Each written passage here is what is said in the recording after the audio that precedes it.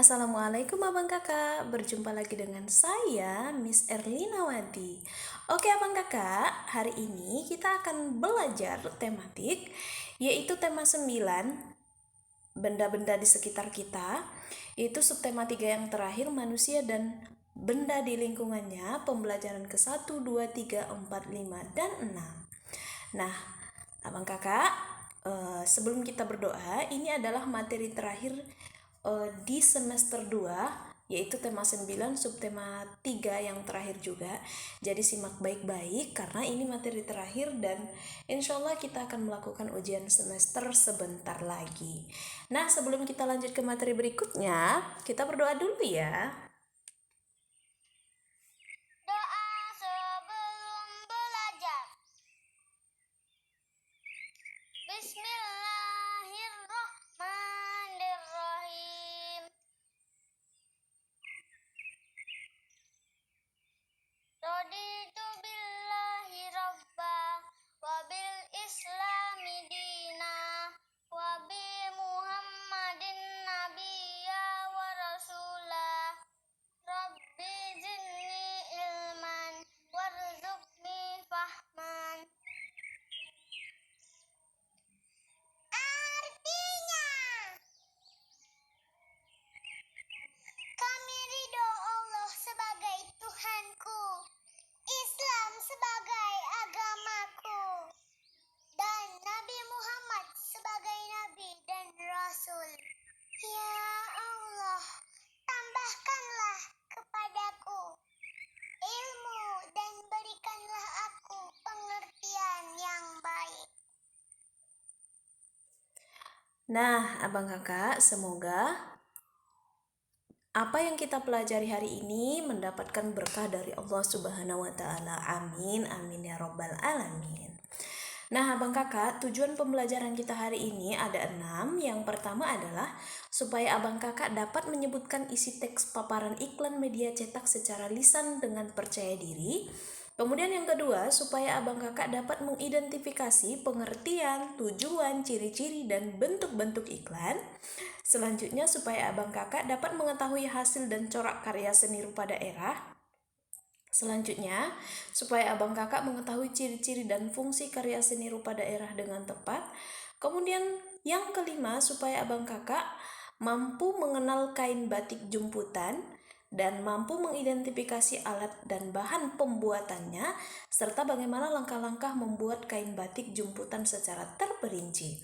Nah, yang terakhir adalah supaya abang kakak mampu mengetahui dan memahami apa saja makna hidup rukun, kemudian ciri-ciri keluarga yang hidup rukun, manfaat dari hidup rukun, dan akibat jika tidak terjadi kerukunan hidup bermasyarakat dengan tepat.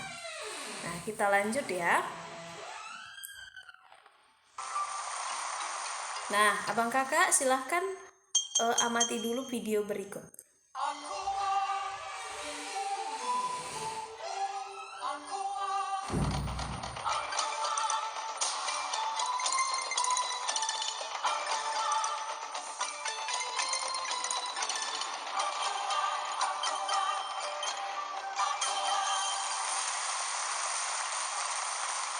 Nah, itu video tersebut adalah menceritakan tentang iklan Aqua. Nah, kita akan melihat video tadi adalah contoh iklan dari media elektronik. Nah, ada macam-macam bentuk iklan yang harus abang kakak ketahui. Yang pertama adalah iklan baris, di mana iklan baris ini adalah iklan kecil, singkat, berisi penawaran, informasi tentang sesuatu yang terdiri atas beberapa baris saja. Iklan baris disebut juga dengan iklan mini, artinya kecil ya nak. Kenapa dia kecil? Karena dia terdiri dari iklan yang beberapa baris saja. Nah, ciri-cirinya di sini ada 7. Yang pertama, terdiri atas 2-3 baris. Informasi yang terkandung di dalamnya hanya informasi penting saja, ditulis secara singkat, padat, dan jelas. Kemudian, termasuk ke dalam kelompok di mana sesuai dengan jenis barang atau jasa yang ditawarkan. Jadi iklan ini mengelompokkan barang dan jasa yang ditawarkan. Kemudian kalimat-kalimat pendek dan biasanya menggunakan singkatan-singkatan untuk menghemat tempat. Jadi iklan ini biasanya menggunakan singkatan. Kemudian sebagian iklan baris dilengkapi dengan gambar ukuran kecil dan tidak berwarna. Selanjutnya dilengkapi dengan nomor telepon penjual untuk dihubungi pembeli. Nah, selanjutnya tidak menggunakan ilustrasi grafis. Jadi tidak ada ilustrasi jelas gambarnya ya. Kemudian biaya pemasangan tergolong murah karena tidak membutuhkan tempat yang lebar. Nah, contohnya ada di samping ya, Nak. Di situ biasanya ini kita temukan di koran. Contoh penjualan motor, kemudian motor dicari, atau banyak orang yang memasang iklan yang mencari kendaraan bermotor sesuai dengan yang dia inginkan, dia buat di iklan. Jadi orang yang membaca bisa menawarkan langsung ke nomor telepon yang sudah ditera di halaman tersebut. Seperti itu ya. Yang kedua adalah iklan kolom, di mana iklan kolom ini pembuatannya memanfaatkan beberapa bagian kolom dari halaman surat kabar. Ciri-cirinya terdiri atas ilustrasi, gambar, foto, bagan, dan kata-kata. Kemudian ukurannya lebih besar daripada iklan baris, bahkan ada yang penuh satu halaman koran. Kemudian berisi penawaran, ajakan, dan bujukan untuk membeli produk barang yang ditawarkan. Bisa juga berupa iklan pribadi atau keluarga yang berisi misalnya berita pernikahan, berita duka cita, atau ucapan terima kasih. Nah, jadi iklan kolom ini abang kakak berbeda dengan iklan baris. Kalau iklan baris dia hanya terdiri dari barisan kata-kata saja dan lebih singkat. Sedangkan iklan kolom ini lebih padat, lebih luas, dan lebih membentuk atau membuatkan ada gambar, ada tulisan, dan lain-lain. Jadi dia membutuhkan ruang lingkup yang lebih besar daripada iklan baris. Nah, berdasarkan isinya, iklan dapat dibedakan menjadi 3 jenis. Nah, minggu lalu dari jenis iklan ada juga isi dari iklan tersebut, yaitu iklan pendidikan, kecantikan, dan politik. Nah, sekarang kita akan melihat lagi, ternyata berdasarkan isinya iklan itu juga ada 3. Yang pertama, iklan pengumuman, memberitahukan, iklan yang bertujuan untuk menarik perhatian khalayak umum atau orang banyak tentang suatu hal, misalnya iklan duka cita.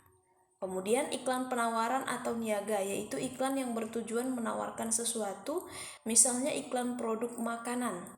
Yang ketiga, iklan layanan masyarakat, yaitu iklan yang bertujuan untuk memberikan penerangan tentang suatu hal, misalnya Germas, gerakan masyarakat.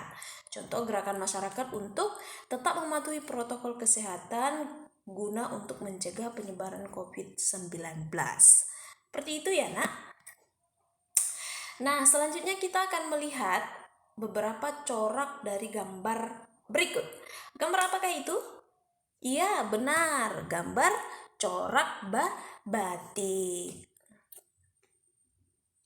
Nah, ternyata gambar tadi adalah gambar batik, di mana batik merupakan salah satu hasil karya seni rupa daerah. Apakah yang dimaksud dengan seni rupa daerah?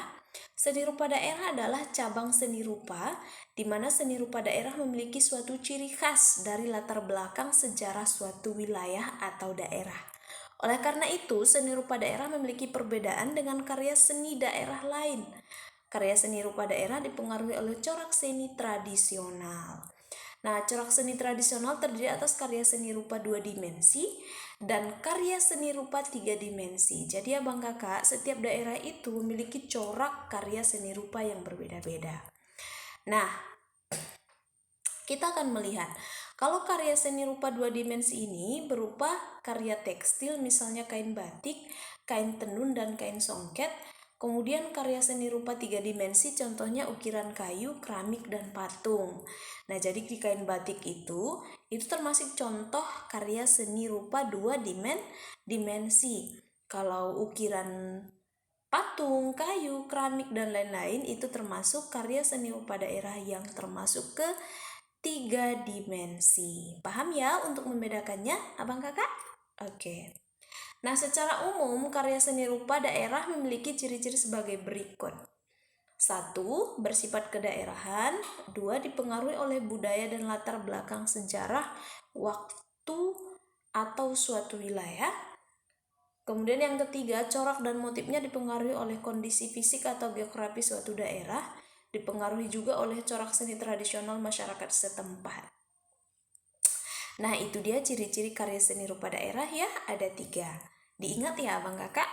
Kemudian, apa sih fungsi karya seni rupa daerah sehingga dia dibedakan menjadi 2? Yang pertama, kalau dilihat dari fungsi individual sebagai media untuk mengekspresikan jiwa, emosi dan mencerminkan segala sesuatu, baik suka, duka, dan marah. Selain itu, karya seni juga sebagai media mengekspresikan cita-cita, pandangan hidup, watak, bentuk, corak bahan, dan juga teknik.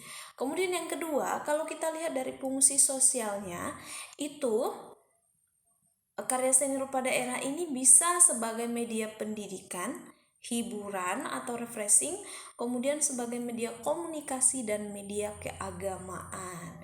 Jadi kalau karya seni rupa itu memiliki fungsi kalau dilihat dari 2 sudut pandang, bisa berfungsi secara individual dan bisa berfungsi secara sosial. Sampai di sini paham abang kakak? Oke, kita lanjut. Nah, coba kita lihat batik jumputan. Batik jumputan ini adalah salah satu karya seni rupa daerah yang sering juga disebut dengan batik ikat celup. Nah, jadi batik ikat celup ini adalah kain batik yang menggunakan motif hias jumputan. Nah, jadi kalau ada orang yang ngomong kain batik jumputan itu sama dengan kain ikat celup, nah itu benar. Jadi jangan disalahkan ya, Nak. Oke.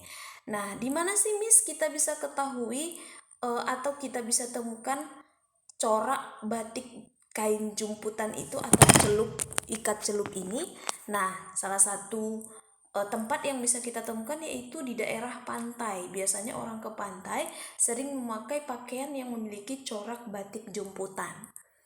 Nah, jadi dan juga abang kakak bisa menemukan corak ini di masyarakat Bali, Palembang, dan lain sebagainya. Di Yogyakarta juga ada ya. Nah, jadi banyak sekali corak jumputan ini dibuat menjadi suatu karya seni rupa daerah. Mau itu alas meja, kemudian selendang, baju, kemudian banyak lainnya. Jadi jangan heran kalau misalnya abang kakak temukan batik seperti ini, corak batik seperti ini, berarti dia termasuk kepada batik jumputan. Nah, coba kita melihat bagaimana cara pembuatan batik jumputan. Bahan-bahannya adalah sini ada air panas, ntar dituang ke dalam botol yang telah berisi wantex. Yang kedua ya pasti kontexnya yang kedua. Habis itu kita ada karet buat ngikat itunya, kainnya, terakhir kain.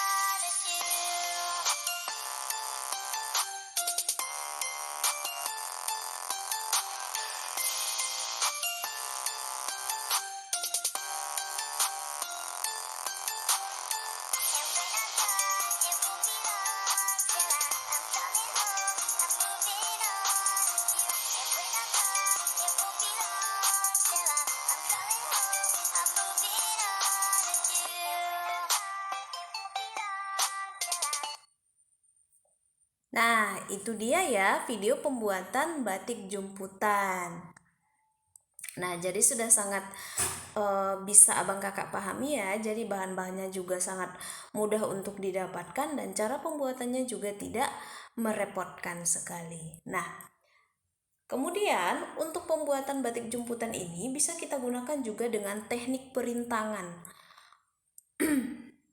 Nah, teknik perintangan ini dapat dilakukan dengan menggunakan canting tulis atau canting cap. Batik tulis yaitu batik yang dihasilkan dengan cara menggunakan canting tulis sebagai alat gambar. Jadi, selain cara yang tadi juga bisa karya seni rupa daerah ini juga bisa digunakan dengan teknik perintangan. Sekarang kita lihat videonya. Nah, yang pertama kita memulai dari pola, yaitu sebelum kita mulai membatik, kita harus membuat pola batiknya terlebih dahulu, seperti yang dilakukan ibu ini loh. Ada khas bunga apa itu? Disebut sebagai pola bunga kreasi. Nah, selain itu di Indonesia tepatnya biasanya itu kalau mau membuat pola, mulai dari berbagai flora, mulai dari mempola dengan gambar flora maupun fauna yang ada di Indonesia. Nah, setelah itu, setelah kita mempola, kita menyiapkan kain-kainnya dan siap untuk dicanting atau diberi malam. Apa deh itu namanya? Aku jadi lupa deh. Langsung aja deh kita mulai mempolanya. Namun ada beberapa peralatan yang harus kita siapkan dulu sebelum kita mau mempola atau membatik. Pertama, yaitu canting. Canting ini merupakan alat untuk mengentalkan pola. Nah, yang kedua, ada lilin panas. Yang ketiga, panci kecil untuk malamnya, dan kain putih atau kain yang sudah dipola. Nah, seperti ini nih cara mempolanya. Selain itu, kita harus menunggu sampai lilin menjadi benar-benar cair ya, sobat ya, agar nanti ketika cair kita. Nah, itu dia ya Bang Kakak video pembuatan karya seni rupa daerah seperti batik dengan menggunakan teknik perintangan. Biasanya teknik perintangan ini digunakan dengan alat dan bahan seperti canting, kain mori, lilin, atau malam, wajan, dan kompor. Jadi sangat mudah dan gampang sekali ditemukan. Nah, terakhir kita akan melihat kerukunan. Apa sih yang dimaksud dengan kerukunan itu, Miss? Kerukunan itu adalah suatu perilaku yang mencerminkan adanya saling pengertian agar tercipta perdamaian, persahabatan, dan persaudaraan. Ciri-cirinya seperti menghargai pendapat orang lain, menghargai hasil karya orang lain, membina hubungan baik, saling menghormati atau saling menyayangi. Kemudian apa manfaatnya hidup rukun ini, Miss? Jadi kalau kita hidup rukun akan berdampak terhadap kehidupan kita, seperti tidak akan terjadi pertengkaran, hidup dalam keluarga menjadi harmonis, hidup menjadi aman, hidup menjadi tentram dan damai, memperkukuh persatuan dan kesatuan. Nah, kalau misalnya kita tidak mau melaksanakan kehidupan rukun ini, akan berdampak negatif. Seperti mudah terjadi pertengkaran, kehidupan menjadi tidak tentram, mudah terkena hasutan orang lain, terjadi perpecahan karena tidak adanya rasa persatuan dan kesatuan. Jadi sangat jelas sekali ya Bang Kakak, kita harus tetap mengaplikasikan atau membawakan ke dalam kehidupan kita sehari-hari kerukunan ini atau sikap rukun ini. Mau kita berbeda agama, suku, ras, budaya, tetaplah kita hidup rukun. Oke? Itu dia ya.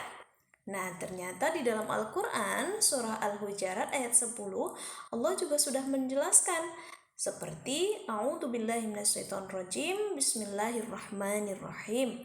Innamal mu'minuna ikhwatun fa aslihu baina akhwaikum wattaqullaha la'allakum turhamun. Artinya, sesungguhnya orang-orang mukmin itu bersaudara, karena itu damaikanlah antara kedua saudaramu yang berselisih, dan bertakwalah kamu kepada Allah agar kamu mendapat rahmat. Jadi ayat ini jelas sekali melarang kita untuk tidak hidup rukun. Artinya Allah selalu menyebutkan atau menyuruh di dalam Al-Quran supaya kita melakukan hidup rukun atau bertetangga, berteman, tetaplah melaksanakan hidup rukun. Nah, terima kasih Abang Kakak untuk menonton video Miss. sampai selesai. Dan itulah tadi materi kita. Semoga abang kakak bisa memahami materi-materi yang disampaikan. Dan jangan lupa jaga kesehatan, tetap memakai masker ketika keluar rumah. Kemudian abang kakak tetap laksanakan sholat 5 waktu. Kemudian jangan lupa like, comment, and subscribe video ini ya nak. Kemudian bunyikan tombol loncengnya supaya abang kakak tetap selalu bisa menerima apa saja video terbaru di YouTube channel Miss. Oke, terima kasih Miss tutup. Assalamualaikum warahmatullahi wabarakatuh.